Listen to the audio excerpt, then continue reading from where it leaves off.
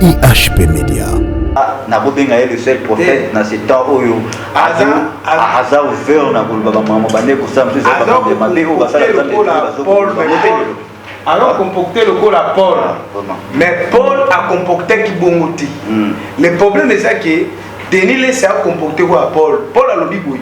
Tant on a qu'à prêcher, na kuti ba oli amboa. Ngape na liemboa pour la gagner batwa. Parce que Denis laisse à qu'il n'est pas musicien. Azo gagner bango te bazo tika bango la musique. So là c'est des mascarades. Exemple, yo go kutanga na koti na boîte Denis. Oh faux prophète awa. Na faux prophète te na kei pour la gagner mutu pour na bimanaï. Qui t'a dit que la boîte de nuit n'a côté évangile? Jésus a la barrière. N'a pas expliqué on oyo kake. Et tu quand na le banan. Na Denis laissé azanenge wana. Si on Denis laissé sikoyo, il na place à gagner batuana, a gagner kabango te, ya place na monnaie mabe. Na monnaie mabe place wana parce que ya keiko na concert ya musicien te. Tant ma komikuna, mais musicien wana na place à faire gagner yé. Avec na ba stratégie à quoi approcher. IHP Media. Papa, tondi mapé ba. Ntazo yambola na télé, aza le seul prophète oza ouvert. Azolo baba mamsu les gars kalizaki à le puta, atangi ba pasteur ba dia ba. Là si ni bible lobi tubela la télévision. Bible lobi te tubela la télévision. Bible lobi boye yoka.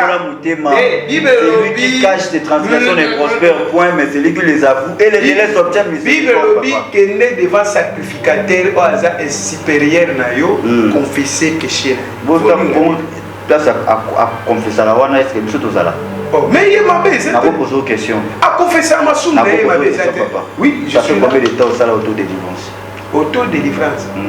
autodélivrance expliquez-moi autodélivrance c'est-à-dire quoi que bon de la bonne muntu autodélivrance c'est parce que ça muntu mais là la père spirituel ceux qui n'a moni que nazana na ju faiblesse mo boy to nazali kamobo sur na père spirituel na quelque sur la naït n'expliquer biso ba pasteur rebelle a toujours passé la difficulté makali yo mundi biso na problème expliquer ngai na opesa social ba pasteur rebelle ba problème na couple ya mariage ba pasteur rebelle ba problème ba na bango so expliquer nan avec père spirituel na Saint-Esprit.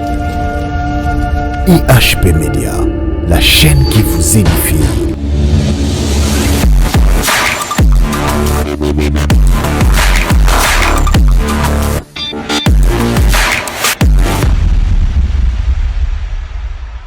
Voilà, shalom, peuple de Dieu, Bino Batubozola Dabiso, partout dans le monde, place aux alliés, vraiment, Topesmino, Mbote Mingi, Kolo, Apesibiso, Lissusu, souffle de vie, Apesibiso, Makasi, Apesibiso, Pema, Yakukutana, Lissusu, na émission, Yasikaboui, ce qui a été Apambola, Biso, Namonga, et na Sengina Yom Toza scotché, branché sur EHP Media, ce qui a été à travers cette émission, vous allez bénir, édifier, et consoler, pourquoi pas, Nzambasala Yaminene, Katinayo, et sur ces plateaux, je ne suis pas seul, je suis avec un homme de Dieu. Les prophètes avec une onction multidimensionnelle, les prophètes Israël Mbambu. Bote Monsalanzambe. Ah, bote papa journaliste Brice Nebisa combien émission les araming suivi et va pas considérer raming émission yo. Merci. Banda msana yo en tout cas que dans la gauche droite vous avez toujours yo. Merci beaucoup papa. En tout cas bananza me bazolanda yo na yebi que ba mbote pe ba shalom me kozangate avant de débuter toujours na losambo to kotala maman comme na biso na ngo pesa bananza mbalanda mbote. Bananza me yeso wala na HP Media mbote na bino. Je m'excuse d'abord parce que hier ça fait longtemps HP Media le prophète Israël Mbambaza est absent. L'émission est belé bande na ko legate zate ke ba le mola prophète Israël na HP Media. Ezaka ke biso tant que ngaka ko lega la chaîne nga tebisa kampo nzamba bisibiso ya harmonique zongeli musana biso nzamba bina ngana zongela musana bina zongeli je pense que yo no mesala ko mona elenga prophète Israël Nikolo yo je pense que ba le mona prophète Israël mingi na HP Media mbote na ba couple nyonso mbote na ba congolais nyonso mbote na ba monde entier mo biba pays nyonso Afrique et Europe bazala béni surtout les hommes de Dieu et les prophétesses et les femmes des hommes de Dieu aussi.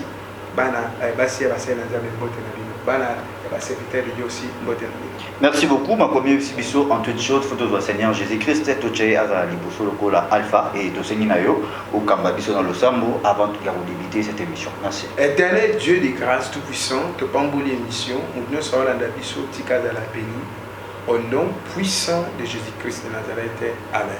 Amen. Vous nous suivez depuis la France, na Bessi Bambo Tebele, en Europe, en Amérique Asie, et pourquoi pas na Katia République démocratique du Congo, précisément na Congo Brazzaville, et Nzambe Oyo à la Moussaki Biso na Tonga comme si Biso Tina moi Oyo Aïba Kozala na Yopé, et laisse-moi te dire qu'à travers cette émission, vous allez bénéficier, consoler, pourquoi pas, Nzamba Sala ya Binene, Ozaki na Moposa, et na assurer, Ozaki na problème financier, Nzambe Amimoun Sama, Nicolas Vinayo, oui papa, tu es bio, vous allez le bienvenu dans cette émission na biso na EHP Media émission na biso ya bana Nzambe lola na lola a ndepota lola efumamara vraiment Nzamba pambola merci pour la présence na yo alors boni musala ya Nzambe zotamba madame musala ya Nzambe etambola malam parce que tobenga ngo misala ya Nzambe po yemoko kolo musala azoka musala na ye à charge biso tozaka basali tozaka comme esclave na ye et ba disciple na ye tozaka comme ba serviteur na ye tozaka ba maître na ye. Attends, on choisit Matimakas, mon colomote, vous allez mettre Christ. Même Kimba, vous allez mettre Jésus. Même Branham, vous allez mettre Jésus. Bangonionso, vous allez être disciple. La sensuelle. Il y a un moment qui est mon colomusala à contrôle. Apocalypse chapitre 22, le verset 16, que Jésus-Christ a dit qu'il l'ange à la église et église. Oh, des autres côté à l'église. C'est lui-même Dieu. Le Dieu le véritable, c'est Jésus-Christ de Nazareth.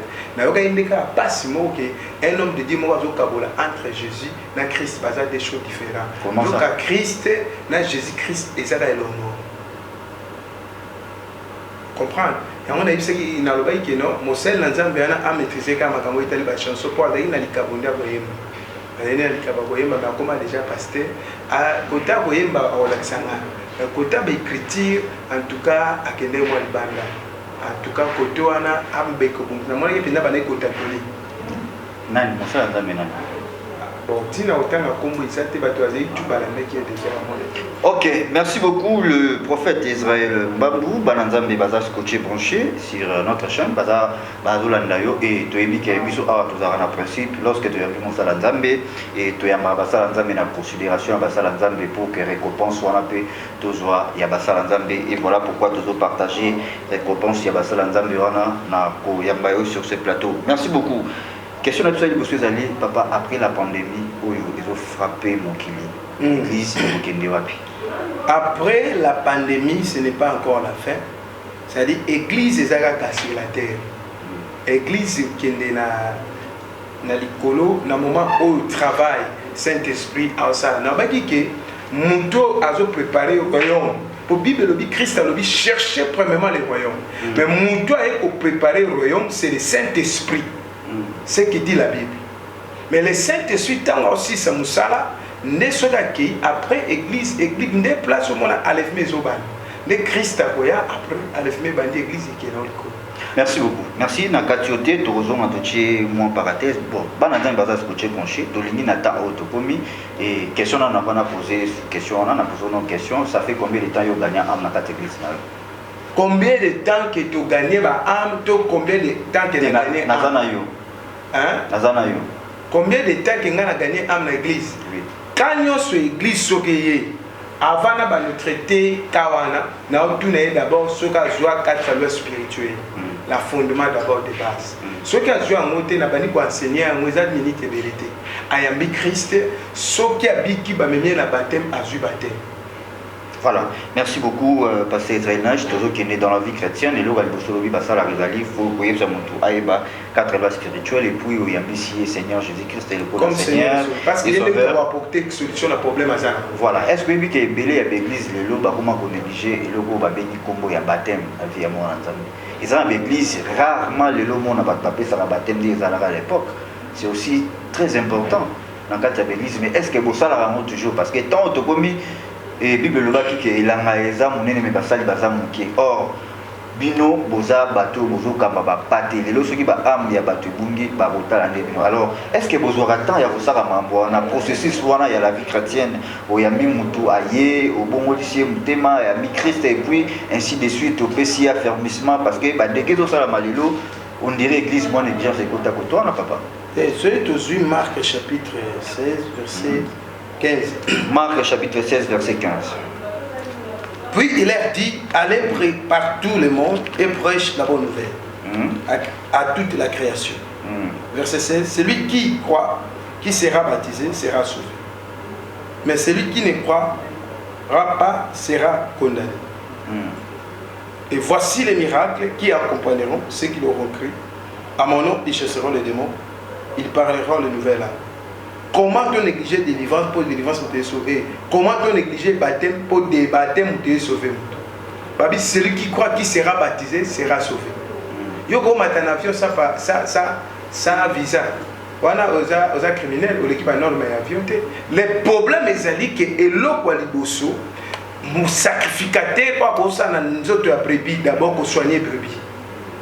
Koko tsaye ou était quatre lois spirituelles. So on dans Matthieu chapitre 3. Matthieu chapitre 3. Le verset 1er. Matthieu 3 verset 1er. Balobi. Oui, on a vu déjà. Oui. À ce temps-là, il apparut Jean-Baptiste, prêchant dans les déserts de Juda. Dans les déserts de Juda, il disait répentez-vous, car le royaume des cieux est approche. Amen. Jean, celui qui a été averti, a été annoncé par Ésaïe le prophète. Lorsqu'il dit, c'est la voix de celui qui crie dans les déserts. On comprend? Même de l'époque de Jean, il y a des fidèles au Bayak à l'église à Bombilissoumnaï. À l'église Kotoubelati. Mais nous qu'à l'époque il y a Jean, Balbalé Kotoubela. Puis Jean Balbalé côté à Bango, répentez-vous. Que chacun de nous soit baptisé au nom du Seigneur. Christ a été repentance, Jean a été repentance, Pierre a été repentance. Mais il va baptême mal. Le problème est que l'église y a l'élo, bazo contrôler la fidélité. Ba nombre ba fidèle bazo ebate. Christ a dit kat na ngai na bungisi ata eloko mokote sauf moi la bébé. C'est-à-dire nous les pasteurs batindi bisoto kengela ba brebis milimo ba brebis.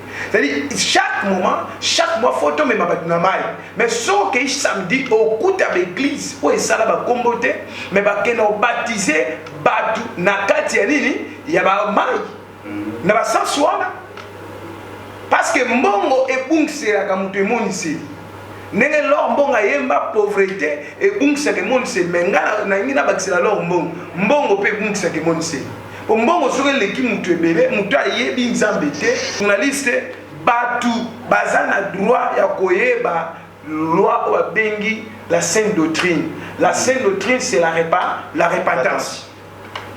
Voilà, merci beaucoup, pasteur, pour que tu touché, répétant soit les amateurs, ils ont trop capital, et puis il y a mon étoile à mon aboussina. Mais les problèmes, ils allaient avant tout naïo, question il y a un serviteur dédié, un faux serviteur, on a un vrai. Avant de poser question, on a dit d'abord on a banda matière à répétance était à maraté pour nani na kata d'église. C'est rare au monde un homme dédié à répétance n'attend. Or on attend oh ils amateurs au batbana on boussenga papa. Religieux côté à répétance. Religion et ça sabbat. Religieux ça c'est groupe les gens au bapoussa, ce sont les pharisiens. Oh gens ont gagné la race de vipères. Toujours continuer. Alors dit que na chapitre 3 verset 4 et non verset 5.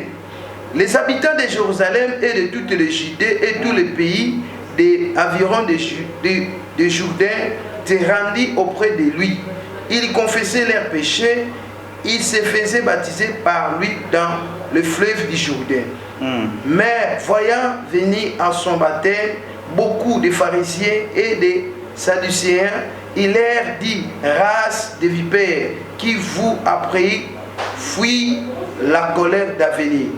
Obini, les pharisiens, les sadducéens, et pas à champ, ils baptême. Il y a déjà une race de vipères. Ça va hypocrite. Au moins les mutu mususu azan elongi ya kimia au même un message à kimia au kansi aza l'agneau de Dieu. Brebis à Jésus-Christ. Nzoka azan ni l'agneau mais azan loup mais alati et la poseya même mais azan koi. La raison pour laquelle il y a des églises, biso l'église oh le corps de Christ biso message la sainte du message to peut-être c'est la repentance.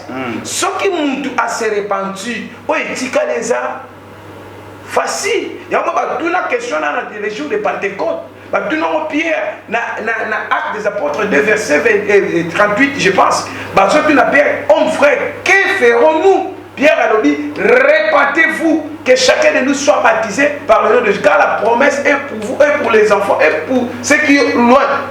C'est ça. Ce sont les promesses de Dieu. Le problème est que le peuple est ensemble. Bazo y bâtir la synagogue à Satan de Saradia na c'est moi boyo. Tant yo continue la synagogue à Satan, comment va ôter yo repentance? Comment yo continue place sur le bagalukuta? Comment yo ka vérité place sur? Yo ka vérité ta? Jamais yo ka vérité. Parce que on les a les sanga na yoté, les synagogue du diable. Ce sont des pasteurs et ensemble té. Parce que ce sont pas pasteurs té. Ce sont des gens au Apocalypse, ce sont des gens qui combattre, Apocalypse 13, verset 17, ils vont combattre les vrais disciples de Jésus-Christ, ils vont mais ils ont Christ. Ce sont des gens qui vont veiller les chrétiens. Vous comprenez? Ils vont encourager les chrétiens dans la vie à pécher. Vous savez ce qui montent à la vérité. Vérité, il y a importance dans la vie à Moutounios. Même le président de la République a besoin de la vérité. Même les militaires ont besoin de la vérité. Même l'homme marié a besoin de la vérité. Même les pasteurs ont besoin de la vérité. Pasteur a besoin de la vérité. On a outil poto, mais on a outil pototé. Merci beaucoup. Tu as évolué toujours, papa. Nicolas Ito, le Kahara et Manayo, tu es vite dans la YouTube. Ils ont un phénomène publié. C'est-à-dire que faux serviteur de Dieu, soi-disant, prétend que faux serviteur de Dieu, et comme il jugé que Chabilongi, Basalanzambe et Lokuta. Bon, ça n'engage que Bagmo, ce qui est vrai, ce qui est faux, et Talibamo, ils sont éviter. La Bible lobby n'est jugé point, mais quelque part dans la Bible, Christ a dit que beaucoup de par rapport à Fouri Nango. Tu es dit qu'il y a solo un vrai. Alors, on a posé une question simple. Et le scandale peut combien belé le faux serviteur peut bibi et belé dans les réseaux sociaux. Est-ce que ça manque d'affermissement dans quatre églises, la négligence ou bien tu as bien un cas escroquerie, phénomène escroquerie dans la Bible, accomplissement de la prophétie à Jésus-Christ. Bon, les pommes, ils ont dit manque d'encadrement. Le père spirituel il y a Congo, il peut préparer banati. Tout le coup la vie le la général Sonika Foot. Général Sonika Foot a préparé banati. Dans total ça va tout le général Foot. Général Sonika Foot. Ce sont des pères spirituels, des pères qui ont venir réveiller dans Katia Mboka. Ah oui. Tu vois?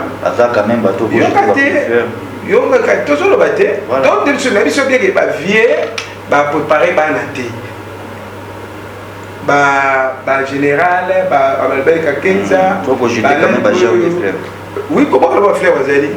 Papa Moubi et Moulin a préparé à l'éveil. On comprend? Cité BT. On comprend très bien. Coutinho a préparé à Bishop Naé. On comprend?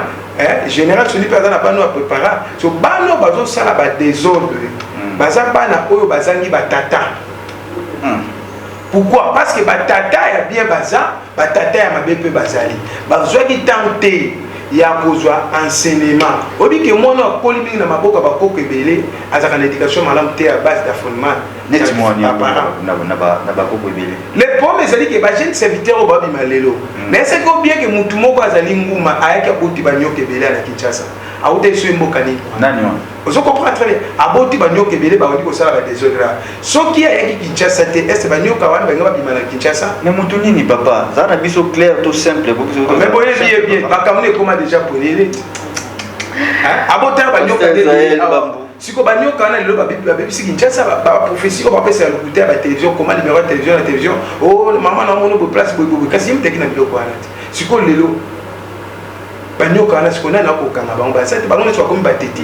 le problème est manqué d'encadrement. Le problème est que Bible. Si vous avez l'église des Noirs, débat à Kokate. Pourquoi? Il y a méditation. Ayebikaka, alléluia, amen. Ayebikaka, français, anglais, lingala. Mais bilo comme sous sa base écriture, ayebite. Nous sommes la base écriture, mais avons interprété on écriture exacte parce que la Bible parle elle-même. Bible est un mot lubaka, sans que mutalo bisaya. On comprend. Voilà. Merci beaucoup. Je dis un grand merci à Maman Deborah Miezi depuis la France. Et pourquoi pas on appelle ça Noéline Mpoka, Bambote Belé, on appelle ça Banazambi Nyoso, Osolanda Biso, Nzambe Apambola Bino. Est-ce que l'autre Koulouba, vous allez fier dans mon mentor dans la télévision, surtout quand il va composer Apôtre Rabé de l'État Bongo, nous allons fier à commoner. Et nous allons fier à commoner Bambi et Moulamba, papa et Moïse Mbiye, et l'archbishop Tino Fernando. Bakizami na Kibila, ce sont bateaux marqués par Sony Mukwenze, bateaux marqués le ministère na bango na Christ Batambuluko qui ne va saler les Zambé. Les bons les alliés vont la faire d'une chose qui est au commencement. Nzamba le baké bandeli tata rande suka. Seulement pe moi il est bandeli tata abanda banga. Ceux qui ont touché aux générations moko na bateau babima, basala nzambe babima pe à l'époque, to touché aux générations moko na banane. Ngai ba banani po bakizami na Kibila ba vieux basoni Mukwenze ba vieux basoni Kafubi ba vieux Denis Mulamba ba vieux Denis Lesi vient na ndenge ni Denis Lesi tango azolo ba batu chama na télévision aka na chama na télévision kasi na bana pété na bana pe na télévision te na bana kana hotel na cité na quartier Denis Lesi a grâce ya on la télévision l'époque quand on tapait sur une temps on la télévision ça ce qui Denis Lesi avait soutien dans l'étoile ya ko encadrer batu oyo ya année l'étoile mazali tata na ngata na ndenge. Bon, les autres hôtels na télé vous avez quand même na fier après ça au pour ça et hôtel à tout le Kanzan. Denis Lesi c'est encouragé et là ça pour ça le Kanzan. Et là on a mon pas Denis Lesi azarane la solité. Azarane la solité c'est encouragé. Et alors qu'on appelle sonité pour l'empêcher l'évangile.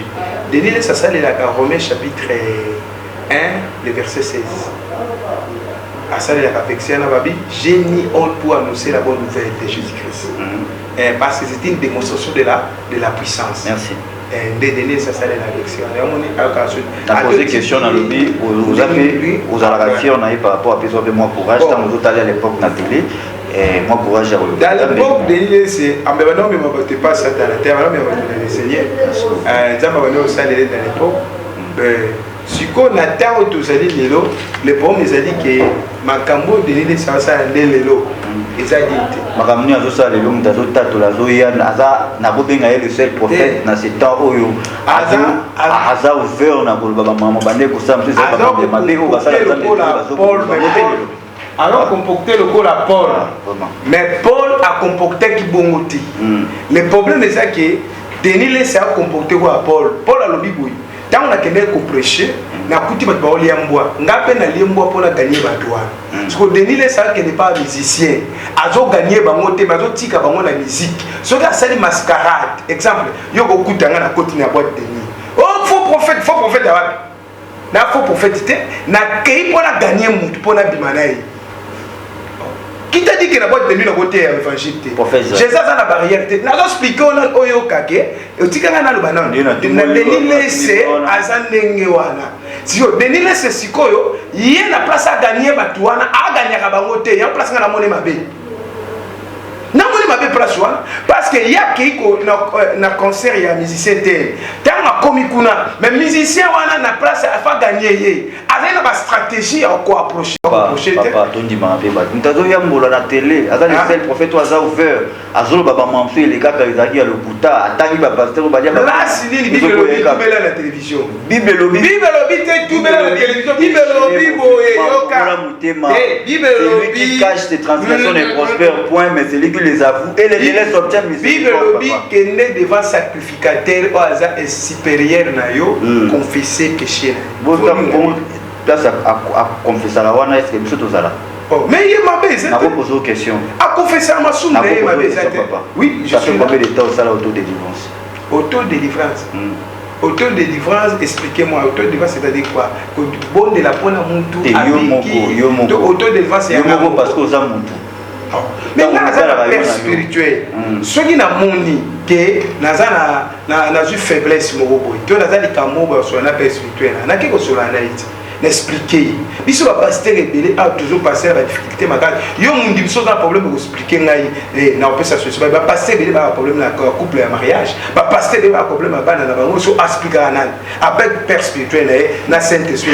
Voilà, merci beaucoup quant à moi, je dis un grand merci na bino bato opesa biso tant na bino vraiment ya kulanda émission oyo lola na lola qui te rappelle ngitike ete nzambe wana na on na denile c'est akenda ko prêcher bato wana aganya bango babongola mutema olonga na senga ye wana soki penda denile c'est azo gagner bato wana na ba caractère na wana po caractère les caractère à Paul amisali lo parce que ngana kei ko kuta na ba karso ba mela diam pona gagner bango na sombe ba bula diam mais ça combien master oh master bonigo master ah bon était comme combien oh était comme bula diam ya valeur ya 1000 francs mama pesa ba 4 ndaba me la banque na hôtel Jésus le jour où na wana ngina somba pour la gagner de mutalo to na nganda loto ngana gagner de chel na nganda wa chel ngai engajenga na kitambo na gagner chel na gagner ba chel so misatu na ipe na gagner ba chel ba bongola mutema na ya église na défaut ba bongola mutema ba chel pe ba bala ba koza 5 chel siko soki na yende na place ba chel ba sala makam na bango ndet na butute na moyi ezala kwa ndet ba chel ba la retard ba luka tongo na boza kwa ba 10h vous comprenez ba 11h ba fani wana so yo kote ya bango na tawana yo siko o gagner moko te ka ba tuma bende sa ba chel ba faut gagner bango dans le Seigneur ngana gagner ba âme lokola ba créer ba chel ngana te ya bango makasi pe ba se repentir soki denile c'est ala ko approcher ba tama bi wana a ça la bien parce que azo ça la bien pour a gagner bango d'abord mais ce que azo gagner bango te pe bango mo ba tango approcher bango ba le so ka ke ba ndi kutunga ile ah wana pasteur voilà l'été au mois pas azelo te mais est-ce que valeur ça a été. Voilà, merci beaucoup. Nous touchons vers la fin de cette émission. Pasteur, prophète, on a bien un beau prophète, pasteur, apôtre, parce que vous en avez critères. Alors, message clé par rapport à temps autre commis, parce que vous avez un prophète, nous avons mis une qualité de prophète, lorsque vous avez un alors, quel est le message, quelle est la volonté de Dieu par rapport à temps autre commis? Nous Saint-Esprit a aidé le pasteur. Bazobungisa bato la prophète babungisa bato na sens ni na makambo ezo tambola na mokilo ya marque de la bête wana ba msusu ba oleka na télévision ba bien za marque de la bête te ezaka vaccin normal mais et ça rende mabe na santé et l'opose eza ya malamu et go sala mabe na ba santé te mais fait paix sa vie la raison pour laquelle que bango bazalité serviteur de Dieu non ce sont des faux prophètes au Christ au balati joto déjà bazo présenter diable déjà arriver à diable au moins le diable les premiers années va préparer à arriver à Christ c'est pas Jean ah oui je suis la foi qui prépare le chemin du Seigneur mais on peut pas préparer entrer à diable mais nous sommes qu'à diable quand on peut préparer entrer à Koboma pe na yomoko le problème de la pasteur il faut qu'on lire battant tout soit autant la Bible. Vous comprenez très bien. Les problèmes, c'est même il y a prophétie à docteur, ceux qui ont dit comme un esclave dans le bino les problèmes, c'est que badat appelle ça qui badat de soigner les kilango. Les problèmes, c'est que non, qui m'a qui clairement que Mikolo Koya a payé Congo à Africain, bon matin. Voilà. Vous comprenez? Voilà. Les Congolais, les pays qui sont en Afrique, ils sont en Europe, ils ont une puissance makasté. On a élo comme en Europe, ils ont un côté, mais c'est comme on a en Afrique. Il y a un moment il y a prophétie à Kimba. Le problème est que non, ceux qui ont prophétisé Makambu, les autres s'accomplissent, ils ont malade. Faut quoi? On dit ils sont des tozanga, ils sont des jeunes serviteurs de Dieu, tous en la guerre. Les pauvres, ceux qui ont la grâce ensemble, ils étaient babysité. Toi, encadré pour grâce, on appelle la casse. Parce que les pauvres, ceux qui ont la grâce ensemble, ils tout fait. Voilà. Merci beaucoup. Nous sommes arrivés à la fin de cette émission. Numéro de téléphone, pour nous besoin de assistance à prière, on a besoin de problème sur la zone et tout ça tant il y a pandémie, ils ont frappé vraiment le monde makasi. So vous pouvez sa numéro et téléphone rapidement. Voilà. Numéro de téléphone, tu peux saisir plus 243 85 51 30 37 Nasuka plus 243 85 51 0 Misato. Après au 37 Nasuka. Au moni maman moko atulenga question na poto na émission to salaki na yo. Oui. Alobi nanga prophète Israël. Sikoyo biso toza na posa toza à l'aise. Makambo etali oyo lobi ke marque de la bête. Na bato basala ki test zolo wana. Est-ce que bango pe yango? Yo le bail marque de la bête de baota la bato boy marque de la bête nazo. Marque de la bête boy. Ngana loba ki boy. Au moins tant ba ça test na zolo wana. Hein? Et ça signe déjà au zolo la ça parce que zolo les a la front. Marque de la bête est codé de là-bas qui est invisible et comme visible. Les prophètes moi les gars le ah que non marque de la bête est comme visible dans moment enlèvement salami. Voilà là ça d'accord na voilà comme visible.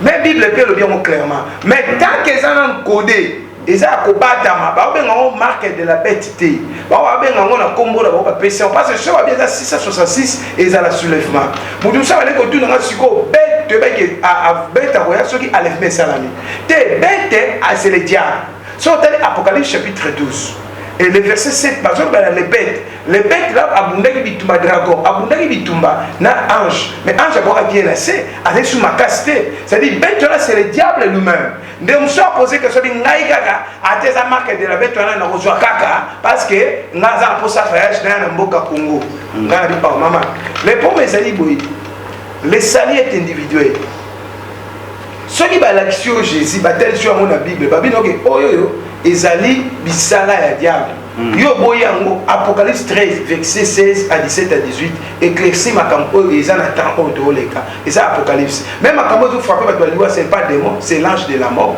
ndazo frapper mutako stopper fa na c'est Dieu lui-même to yebi o nzamba zo décider te mais celui nzamba biso biso likam to ko bisa peuple ali saka ngati ali saka prophète belé Tomi ça la raté tu vois ba prophète kaka moko nde nzamba lo bela biso te. Voilà, on tenait à temps, nous sommes arrivés à la fin. To za maladoso pe asukate, te dit que prochainement restez toujours scotché branché sur EHP Media pour toujours ba continuité à ba l'émission et pour que tous s'abonner pe biso bateau to channel mokolo tete, il faut continuer toujours to s'abonner sur EHP Media pour toujours ba nous ya mamanza metikete nzambe apamola biso wi to komi na suka to retenir message dans le lobby. Et ça message aussi nous qui va m'appeler ça qui que peuple africain posonga na katia mboka na ye vraiment pour la pambola mais professionnel évangéliste ça le bango. Nous sommes arrivés à la fin. Nous sommes arrivés à la fin. Na évité celui au Kababiso na primade na poser ma question par rapport évangéliste o la lubango nani Roger Baka aloba et prophétie que ba kozonga na Kinshasa. Il rata déjà, février, c'est les cas déjà depuis Canada. Nous sommes arrivés à la fin de cette émission. Merci beaucoup. Nabino nos qui bakou Rolanda Biso. Tu comme na suga papa. Est-ce que vous comme Biso quand même na le sambo et puis soza ina elo kwa suga koloba bananzambe ba retenir nini. Bon bananzambe elo ka suka ezali ke na osinga na bananzambe nyos avec beaucoup de respect. Soko dans la chaîne na yo teka somba Bible. Somba Bible to chanka comme statut.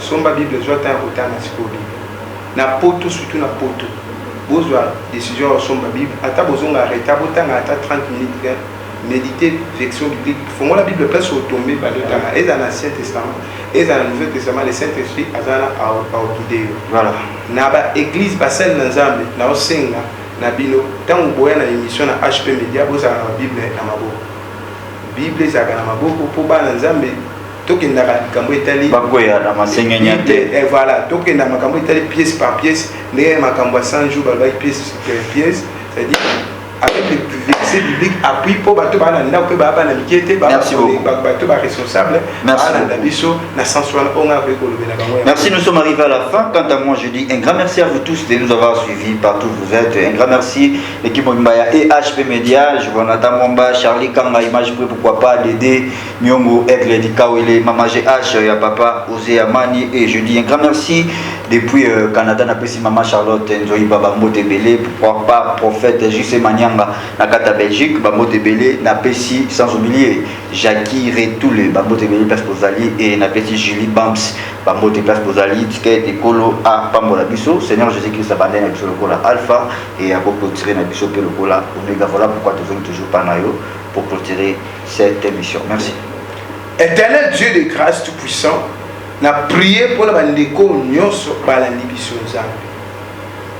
tika ete mutu moko na moko nzambe na Israël pesa bango vie à prière, pesa vie à méditation, pesa vie à sanctification, pesa prospérité, pesa pédicure, pesa guérison, pesa résurrection. Nzambe na Israël na na foi ngai na libota nyonso ya Nzambe o bandi ma Christ comme Seigneur et Sauveur. Tika ete jour à l'enlèvement biso tozawana pe tokoneto na Nzambe elongo. Chaîne oyo vivre longtemps tim kolo Yesu akoya. Chaîne oyo et vivre longtemps. Nzambe asunga yango a disposer nyonso ya malamu. Seigneur n'a pas moulu émission, n'a pas moulu mboka nanga Congo. Kobanda na chef de l'État de la République, sika Congo est à la béni. Na 5 peuples congolais nyonso bisika bazali grâce à Nzambe za colonie na kombo na Yesu tolobi. Amen. Amen. Merci beaucoup Baba et Soki Nzamba Lili. On se retrouve au prochain numéro. Bye.